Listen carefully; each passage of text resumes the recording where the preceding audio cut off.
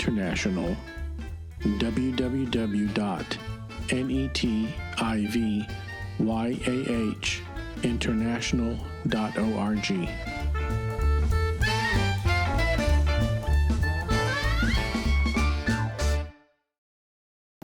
Last year was my first time to come to the lectureship in Abilene Christian University. And I attended a kind of a colloquium that this book, The Worldly Church, was discussed. And I was very happy that this book was published last year and that it has made quite a ripple among the churches of Christ. But I was also a little bit disappointed and a little bit upset about some of the things that were written in this book.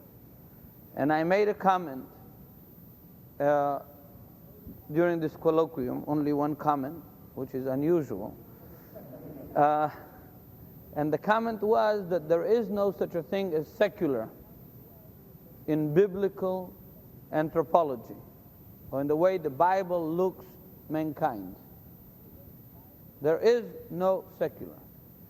And as a result of this, somebody picked up on it and they looked, who is going to teach about idolatry? And they looked and looked. They couldn't find anybody that knows more about idolatry than a Jew. And so they called me and they said, are you willing to teach about idolatry? I said, I don't know. It's a pretty controversial subject. And then after a while I prayed about it, and I figured, really, since I am a Jew, I probably do know more about idolatry than most of the Gentiles. And I agreed to take this task, which is not an easy task.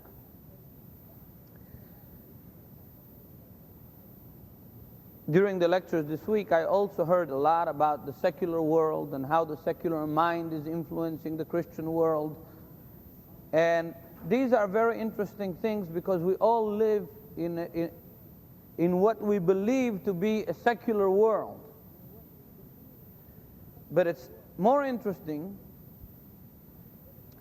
to think about what is secular. When one says secular, what does it mean? The people who are secular have no allegiances. They have no commitments. They have no values. They have no theology. They have no principles for which they are willing to die. What is secular? Before I ask this question seriously, I want to ask you another question. I can teach in two ways. I can teach like I teach in Israel, which is the old rabbinical style, which the teacher harasses the students, and they learn more that way. Yeah? Or I can teach the Greek way, the American way, which is I lecture to you and just you sit and you doze off and you wake up again and you doze off again and you get what you get. Yeah. But if I'm going to give you the choice, I want to know the answer. How do you want me to teach? Yes, you live. All right, Jewish style. So, okay.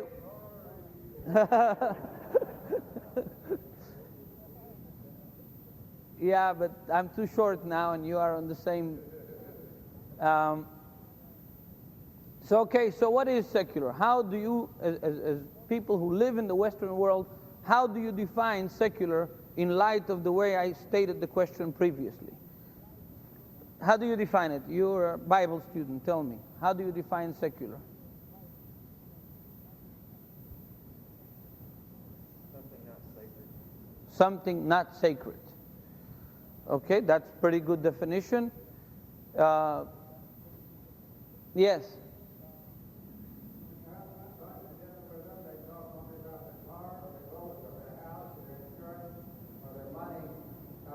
God and life and human nature are not normally even brought in. They're not areas of concern.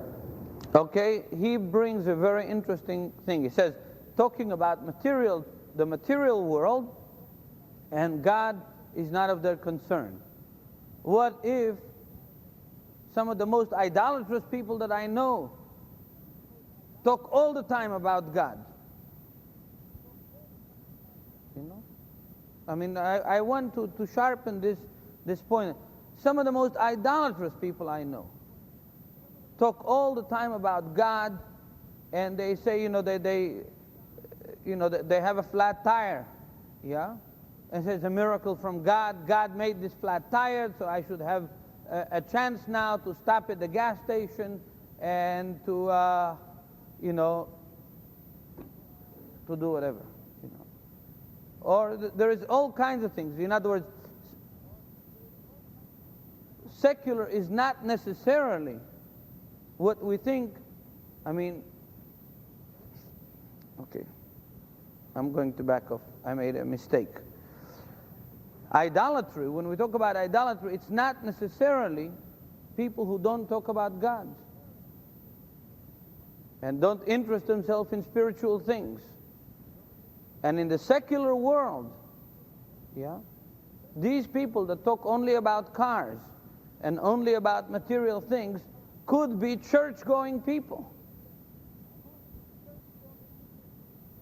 I find it extremely difficult to talk to preachers about the Bible.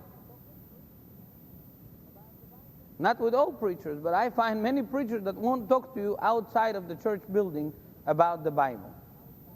They'll talk to you about everything else, the football, the basketball, their investments and whatever not. And they become a little queasy when you start talking about the Bible outside of their professional arena, so to speak. Anybody else have that experience here? Isn't it? It happens. So it's not only idolatry is not a void from spiritual and divine aspects. Idolatry is a whole lot more complicated. And I want to propose to you a proposition that there is no such a thing as secular in a biblical perspective. The Bible recognizes only those who worship Jehovah God and those who worship other gods, the gods of the nations. Yeah? You don't find an in-between ground of neither fish nor fowl that is called secular. And Bob Dylan, with all due respect to him, yeah, was right in his song, Everybody Serves Somebody. Yeah? From the record called The Slow Train Coming. So the young people probably know this better than the older people, this record. But he has a song, Everybody Serves Somebody. And this is the biblical perspective. It's impossible not to serve somebody. So you have a choice basically between serving Jehovah or serving idols. Now these idols could be physical, visible. It could be invisible. It could be just mythological characters that don't have an image. And it could be little statuettes that are attributed special powers. But when we talk about idolatry, we have the vision of what? Of Steven Spielberg's scene of idolatry in the Temple of Doom. Those of you that saw that movie, right? What was the name of it? Something about the Raiders of the Lost Ark, and the other one was Temple of Doom. So Steven Spielberg basically portrayed what most Western people look at idolatry, a very ugly, very, sweeping, wild type thing. But we are going to see by the end of the day that this is not the biblical view of idolatry, that it is much more complicated and insidious and dangerous. Now, to say something about the theme of this lectureship in connection with this lecture, with these lessons. What's the theme? Christ and culture and contending for the faith, right? Now, who are the greatest contenders for the faith in biblical history? Who are the two characters that contended for the faith? Paul, yes, he contended for the faith, but the two major characters that are known as those who stood against idolatry, against ungodly worship and practices are who? Not really. Who? No. Gideon. Yeah, Gideon is called Yerubbaal, the one who fought against Baal. Right? The one who wrestled with Baal. And the second one is Elijah. Right? These are the two characters that, in my mind at least, stand foremost as those who fought for the faith in Jehovah God and won the battle. Yeah, and we're going to talk a little bit about them, but first let me demonstrate to you that there is no such a thing as secular in biblical perspective. The Bible only recognizes two arenas. And let's read from 2 Corinthians 6, 14 through 16. And those of you that have Bibles, open and I'll ask you to read.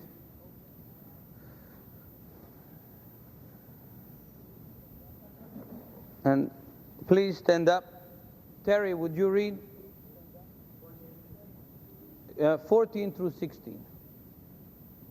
Not be bound together with unbelievers. What partnership has righteousness and lawlessness? Or what fellowship has light with darkness? Or what harmony has Christ with Belial? Or what has a believer in common with an unbeliever? Or what agreement has the temple of God with idols? For we are the temple of the living God, just as God said, I will dwell in them and walk among them, and I will be their God, and they shall be my people. It's very clear in this case, right? There is light and darkness. There is believers and unbelievers. There is righteous and unrighteous. There is the temple of God and idols. There is no in-between ground in the way the Bible looks humanity. That's a very dangerous thing. And we are afraid of this kind of clear-cut delineation. The reason we're afraid of it is because we have seen in our century people like Khomeini, yeah, in Iran. And we have seen people who have taken ideas and cut other people's heads with them because they believed that they were right and everybody else was wrong. And they used this sharp delineation as a tool of hatred. So we've gotten scared to take a clear-cut stand on many issues because we don't want to be mean, because we see that things aren't so simple, because we're afraid to say to the world around us, you're either righteous or unrighteous. We're afraid to say that because we have misused the privilege of saying that.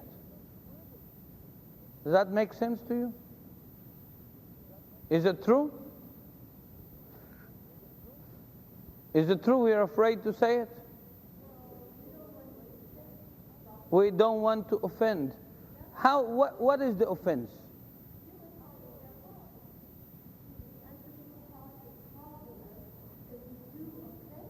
Yeah, he said the offense is the cross, and he's right. But what really offends people? Does it offend it if I believe something in my heart? That there is righteous and unrighteous, light and darkness, temple of God and idols.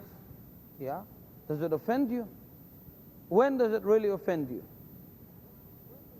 That's right. What offends the people is not our ideology. What offends the people is how we behave toward them. Yeah? I'll digress a minute because it does connect with the general theme. And we have a brother in the congregation in Jerusalem by the name of David Stern. He didn't grow up in the Church of Christ. He grew up in Los Angeles. in a very, upper class, ritzy home, and very liberal Jewish background. So he, when we discussed about fellowshipping other people who claim to be Christians, he just couldn't take it that I said that whoever is not baptized for the remission of his sins is not our brother. He couldn't take it. And we had a big fight, argument, not mean, but a big argument, at the end of which we didn't agree. Then a few weeks later, we were sitting with a Lutheran minister, Norwegian Lutheran minister, and I acted to him civil. And he knew my opinion on this. But I acted toward him like I would act toward any human being. At the end of which, David Stern came and said, you know what? I understand what you're saying. The fact that you don't believe that this man is saved in Christian terminology doesn't mean that you have to be mean to him. Yeah? Doesn't mean that you have to act like a jackass. Right? What offends the people is not usually this clear-cut ideology that we have, on which I don't want to say that this, the issue of baptism and all this is a denominational, sectarian use of it. I'm saying a biblical view of it. Doesn't mean that you have to be mean to the people. And if you're nice to the people and you treat them civilly, that's what they really care. Yeah? But on the other hand, the Bible doesn't see anything except two divisions among men: those who worship God and those who worship idols. You find me a verse, we're talking about secular, then I'll agree with you. The second thing about the secular world is that among the biblical view, that among the nations, the Gentiles, see, in the Old Testament it was idols connected with the nations, and Jehovah and worship of Jehovah connected with Israel, right? Isn't it? Israel worshipped God, and the nation worshipped idols. But that doesn't mean that the nations didn't have exceptions to that rule. There were Gentiles who also worshiped Jehovah. Isn't it? Without becoming Jewish. Give me some examples.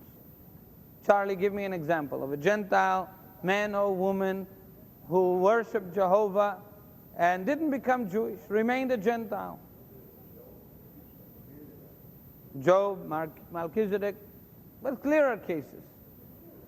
Cornelius is a God-fearer, older cases. Ruth, besides Ruth, who? Rahab. And beside Rahab, who? Very famous character that was even baptized. Naaman, yeah, who was a general of the Syrian army. Yeah? No. But he was baptized, immersed 7 times in the river Jordan. The word baptized only means immersed. Right? And so Naaman, so there are some individual exceptions, but beside that, if you read the 8th chapter of 1 Kings, you would be surprised. A lot of people don't realize that. Gentiles could come to the temple in Jerusalem. Open 1 Kings 8, in order to put this in a little bit perspective. And my point is that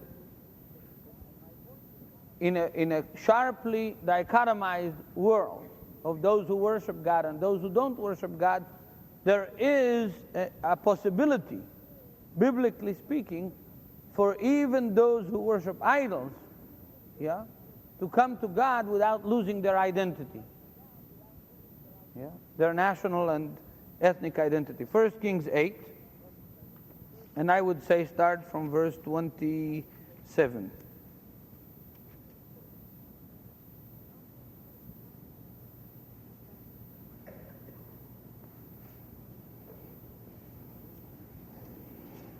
Who will read? Okay. But will God really dwell on earth? The heavens, even the highest heaven, cannot contain you. How much less this temple I have built? Yet give attention to your servant's prayer and his plea for mercy, O Lord my God. Hear the cry and the prayer that your servant is praying in your presence this day. May your eyes be open towards this temple night and day, this place of which you have said, my name shall be there, so that you will hear the prayer your servant prays towards this place. Hear the supplication of your servant and of your people Israel when they pray towards this place. Hear from heaven your dwelling place, and when you hear, forgive. How long will you go? Now skip to verse 41. As for the foreigner who does not belong to your people Israel, but has come from a distant land because of your name. For men will hear of your great name and your mighty hand and your outstretched arm when he comes and prays towards this temple. Then hear from heaven your dwelling place, and do whatever the foreigner asks of you, so that all the peoples of the earth may know your name and fear you, as do your own people Israel, and may know that this house I have built bears your name. In other words, the Gentiles could come to Jerusalem, yeah, and in the house of God, in the temple, pray to God. Yeah? It wasn't a hermetically closed to worlds. That's what I'm trying to say. That there was a transfer of people from this world to that world, and most of Israel's history, they were trying to worship idols. All of the Old Testament history, from the days of Moses on to the exile, after Isaiah and Jeremiah and Micah and Hosea and all the way to the days of Ezekiel, Israel, wasn't doing God's will. They were worshiping idols. They were trying to be like the nations. Yeah? So in other words, this idea, when we say that the Bible doesn't recognize secular, it only understands that there is those who worship God and those that don't worship God. And my point is that there is those that were supposed to worship God, sometimes worshipped idols. And those that worshipped idols sometimes turned around and worshipped God. Yeah? And so there was not a national, ethnic, a racist attitude of who is in with God, who's worshiping idols and who's not. It had nothing to do with which nationality people were really in, what heritage they had. It had to do with the people's own choice. Now, this is a summary of this idea, is that there is no secular. That everybody serves somebody, and either you serve God or you serve idols. And secular is a non-biblical concept. That's the first point, and it will become clearer. The second point that I want to talk about is the idea of the secular superman, yeah, that we are so much dealing with. I don't know all the cartoon characters in America. It's been years since I watched these television shows in America. But there is the Superman, and there is the Spider-Man, and there is all these heroes, police heroes and detective heroes that people are get fed. What is the bottom line of these characters in America? Where are they getting their powers to perform all these acts of justice and super, natural effects and so forth? Where are they getting their power? Huh? Good, is it true? Do they get their power from good versus evil? It's his power by the fact that he comes from some planet somewhere and has Kryptonite, right? He has some material that gives him supernatural powers to perform supernatural acts, right? The other ones have also either some supercomputer that is helping them rearrange the world, or they have some secret amulet, right? You know what an amulet is? Or they have, but the power comes from a thing, right? Or from their origin. That's where the power comes from. And we have gotten kind of used to that kind of mentality that the secular world has embedded in it powers. Don't we? Powers that come from money, powers that come from politics, powers that come from connections, powers that come from intellect, from knowledge. Isn't it? All these things, in the end, are again not secular. It's not secular to think that Superman has some material that empowers him to fly and supernaturally do acts of might. Yeah? This is the basis of idolatry. The essence, what we call secular, is the basis of idolatry. Power is embedded in things, in materials, in people, in money, in everything else. The Bible only recognizes what? What's the source of all power, all creativity, all energy in the whole world? Who? God. In other words, if somebody is strong, he is strong because of who? Because he exercised? Yeah.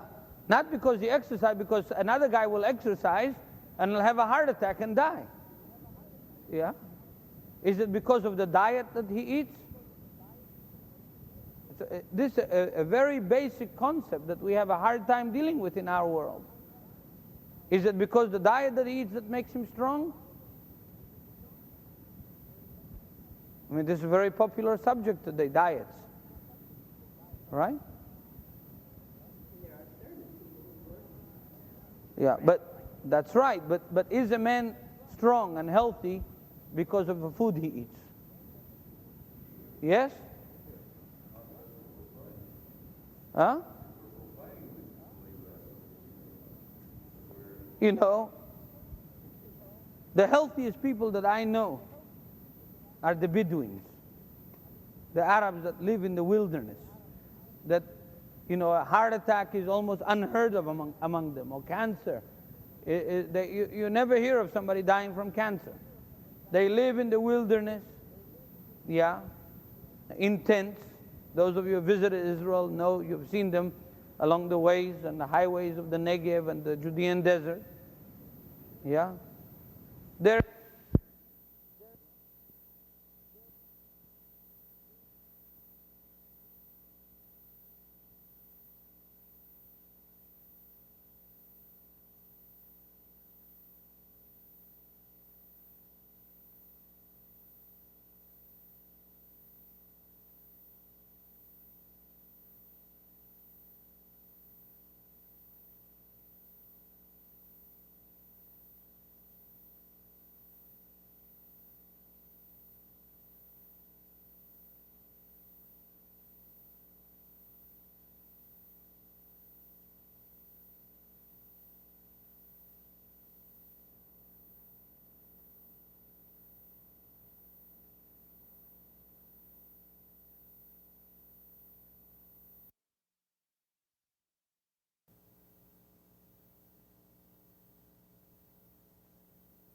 But you know, they get old and they're the diet. The diet made them healthy or sick. I don't believe it. The final result is God is in control of this world. And you either attribute it to God or to things, to other powers than God. I will deal with this issue. I'm just giving you kind of a broad spectrum of things, and we'll get really into them. And the people who fought against idolatry is another issue. Now, I talked about this Superman mentality that we have, and I want you to think of the opposite of the Superman mentality is a thing that I'm going... Yes, sir?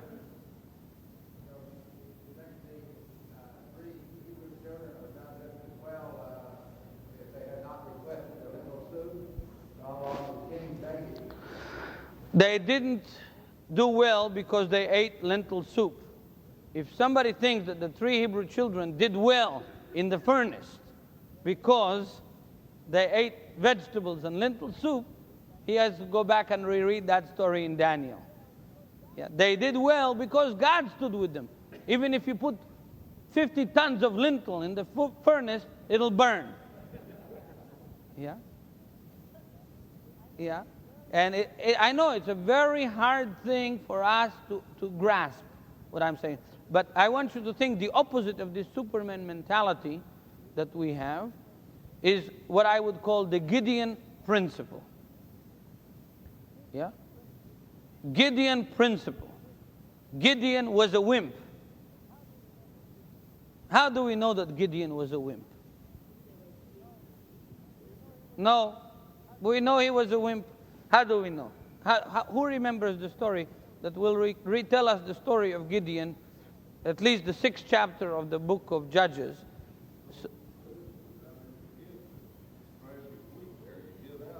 He hid to trash his wheat. He was hiding in the wine press. Where do you usually trash wheat? Out in the open, on top of a mountain or a hill, where there is wind. Right? And when you trash wheat, it becomes terribly dusty. And all the chaff starts, blowing in the air. If there is no wind, if it's in a closed room, it's very difficult. Yeah? And why was he trashing wheat in the wine press? He was afraid. They would have gotten it from him. And he was afraid. That's the bottom line. He was afraid, and he didn't do anything about the idols that were set up in the middle of his village. That's right. There were 2 idols set up, Baal and the Asherah, which next lesson we'll do a catalog of all these idols and their mythology and what they meant and what they were in charge of, so that we'll see, some of the ancient idols, how they compare with modern idols. Yeah. But the Baal and the Asherah were set up in his village. And they were there for a long time, and he didn't do a thing about it. Yeah? He didn't do a thing about it. He just hid. That's what he did. And then when God came and revealed himself to him through the angel, and commissioned him to go and deliver the people, what was Gideon's reaction? It's a very important principle. What was his reaction? What was his first reaction, Sager? I'm poor people. I'm from the poor tribe of Manasseh. And what else? Give me a sign. Prove to me that this commission is really from you, and that you will give me the power to have victory. Yeah? He didn't have any strength of his own. He didn't have any powers of his own. He didn't have an army, and even when he raised the army, God whittled it down to almost nothing. Right? This is the Gideon principle. In other words, all the victories and all the biblical heroes were people that didn't have innate, natural powers. Even King David, he was such a small character and so weak in the sight of his own father that his father told Samuel, this guy is not even worth bringing him over here. Why don't you take one of these big, brawny boys that I have? Yeah. And finally God chose David, the smallest of his brothers, and one that the brothers didn't think much of, right? And they derided him. We read that in the 17th chapter of 1 Samuel. And God chose David. The biblical heroes didn't have innate, natural strength and characteristics. Every single one of the biblical heroes, and we need to change our way of looking at things to understand how God works. The way we look at things is Moses. Look at Moses. He grew up in the house of Pharaoh. He was very educated, very smart. That's why he did so well in the wilderness, right? What he learned in the house of Pharaoh, he had to forget in order to do well by God. Isn't it? Moses, he was very intelligent. Came down in chapter 2, verse 11 of Exodus. He looks at says, now I understand that I'm really an Israelite, and I've got to go down and help my people. Why, I am now high and mighty over here, Prince of Egypt. I have a college education, and now I can go down to my people. I see that they're suffering, and I'll help them. So he goes down and sees an Egyptian beating an Israelite, and he kills him and buries him in the sand. But before he kills him, this strong and very powerful guy, Charleston Heston, he looks around. The text says he looks to the left and he looks to the right before he kills the Egyptians. Lest he gets caught, and then he'd have to lose his position in the house of Pharaoh. So he wants with his own strength to save the Israelites, to help them.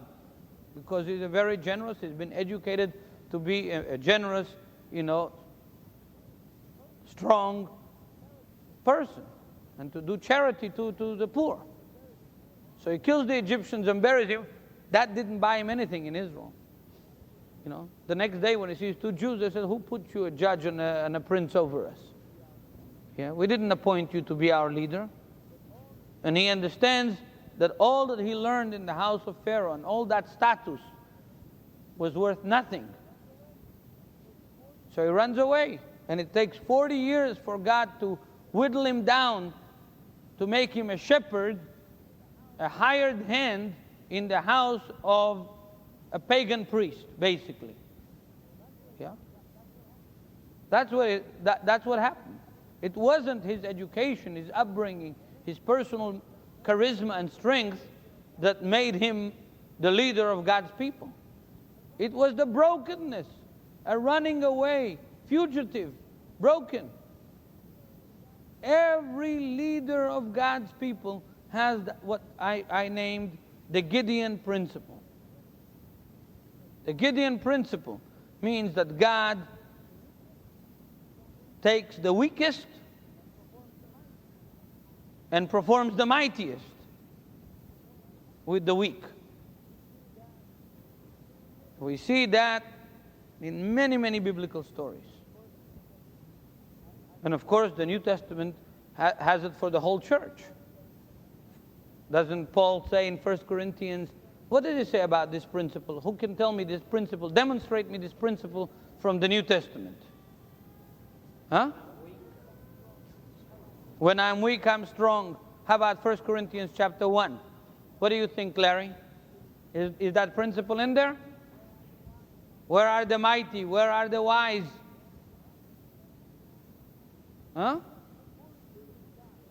Yeah, the foolishness of God is the wisdom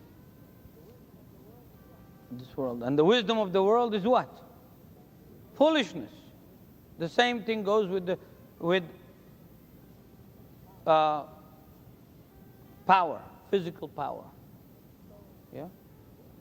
And so this Gideon principle is very important for us to understand of how God works in relationship to idols. The idols, every one of them was what? Was there a weak idol? How was Apollo? Was he ugly? Did he have a hunchback? Was his eyesight poor? Apollo was the perfect being. He was portrayed as a beautiful young man in his prime, muscular, good looking, perfect in every dimension. And so was every other god of the ancient world. Yeah? There was no room for the weak among the gods. There was no room for the ugly, for the hunchback. Yeah? For the crippled. These could not be gods. The gods had to be perfect. They had to be powerful. And they dealt with who? They poured the gods gave their graces to who? To the athletes of the Olympiad. Yeah? To the perfect people.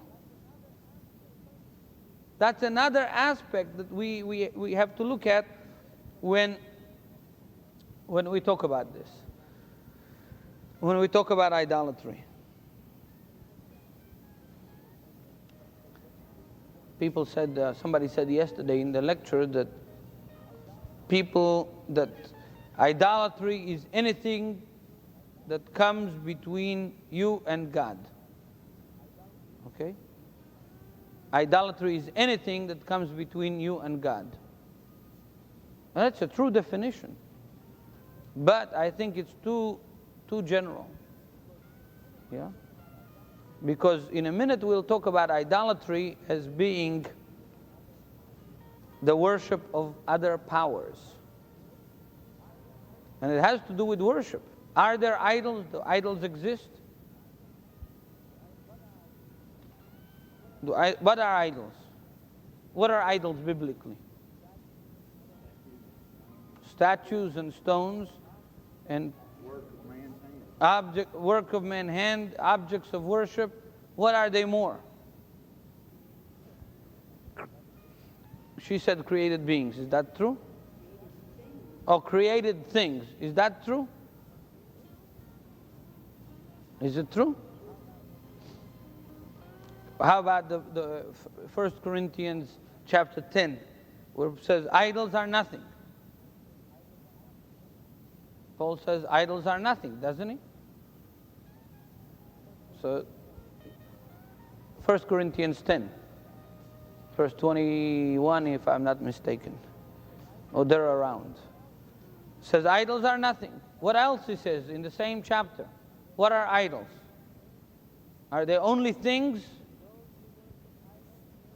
Those who worship idols worship? Huh? They worship demons. You see? In other words, we up to now talked about powers and attribution of powers. Yeah? On the Gideon principle. But there is another dimension to idolatry that is supernatural. Yeah? Where does Paul get this idea that those who worship idols worship demons?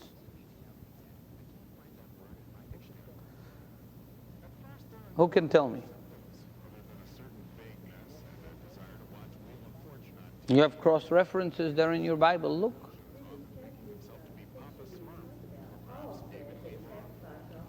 The sacrifices of pagans are really offered to demons. Okay, so they're offered to demons. Those who worship idols worship demons. Sacrifices offered to idols is offered to demons. Where is Paul get this idea from? I'm going to back off a little bit because I see that we're not.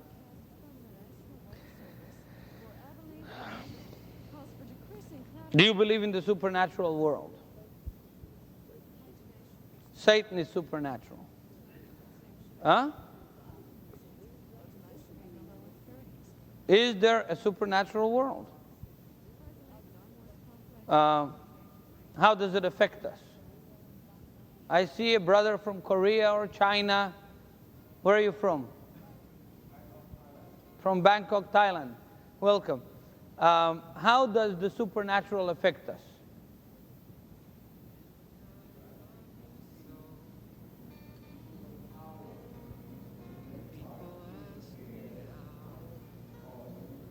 Yeah, in other words, it is a controlling power.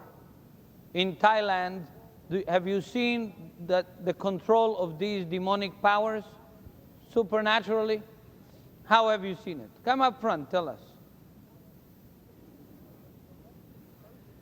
This rabbinical method, you chose it, right? Come in. Thailand basically is a Buddhist country and is steep in idolatry. Really, you have the purest form of that, and people bow down to graven image of Buddha and of anything you can think of, really creatures, animal,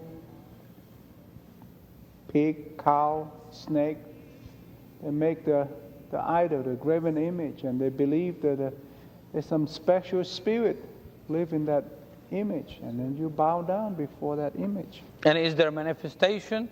Do they receive something back from this kind of idolatrous worship? Yes, they claim to. And a lot of time in the spiritual realm, it's hard to either confirm or deny. There are a lot of things that you cannot explain.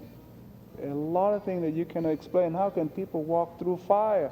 And that is also in the book of Deuteronomy chapter 18.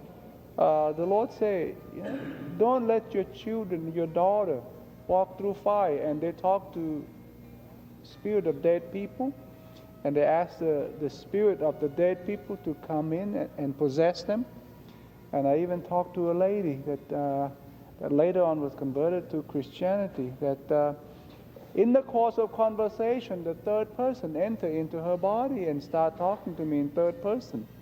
And he was doing a missionary workshop in southern part of Thailand, where Richard Roger was there, Parker Henderson was there, Joe Cannon was there, Window Broom was there. And I asked them, what do you do in this situation?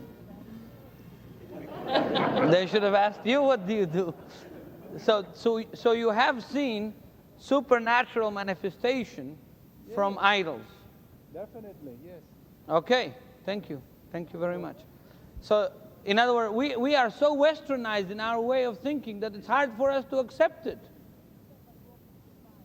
When we see somebody walking through fire, or we see that somebody is talking in another voice, it was another voice, yeah? And identifies himself and says, I am not this woman, I am George Dumas, yeah? That lived long time ago in Greece, or something like that.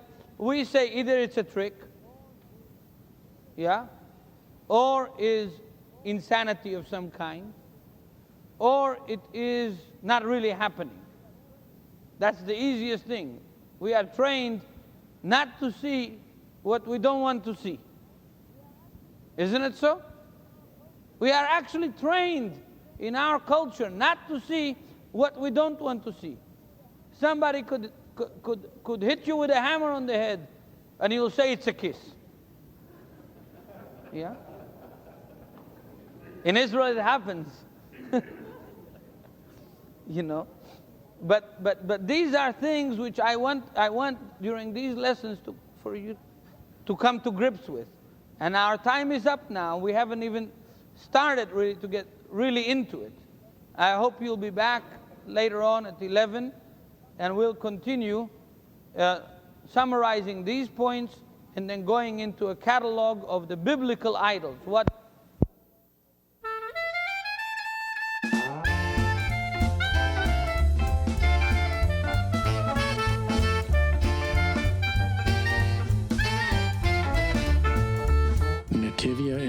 International, www.netivyahinternational.org.